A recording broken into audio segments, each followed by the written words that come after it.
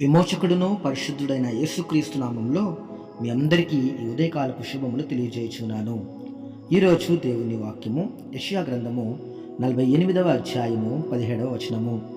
నీకు ప్రయోజనము కలుగునట్లు నీ దేవుడనైన యెహోవానగు నేను నీకు ఉపదేశము చేయుదును, నీవు నడవవలసిన త్రోవను నిన్ను నడిపించుదును. అవును క్రీస్తునందు ప్రియమైన వారలారా, యెహోవా యందు భయభక్తులు గల వాడెవడో వాడు కోరుకొనవలసిన మార్గమును ఆయన వానికి బోధించును.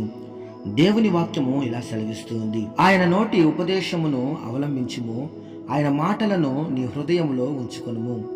కీర్తనకారుడైనటువంటి దావీదు ఇలా అంటూ ఉన్నాడు, దేవా, నీ ఆలోచన చేత నన్ను నడిపించెదవు, తరువాత మహిమలో నీవు నన్ను చేర్చుకొందువు అని.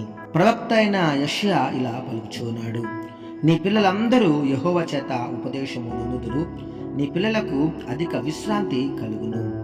దేవుని ఉపదేశము యథార్థమైనది, అది ప్రాణమును తెప్పరిల్ల చేయును, అది నమ్మదగినది, అది బుద్ధిహీనునికి జ్ఞానమును పుట్టించును. యెహోవా ఉపదేశము నిర్దోషమైనవి, అవి హృదయమును సంతోషపరచును. దేవుని ఉపదేశము దురభిమాన పాపములలో పడకుండా మనలను కాపాడును.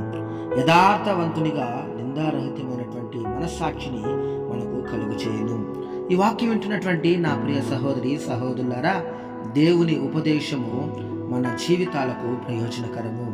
వాటిని విని మనము మన జీవితాలను దేవునికి అప్పగించుకున్న ఎడల ఆయన నడిపించు త్రోవలో నడిచి దీవెనలను పొందుకొనదుముగాక.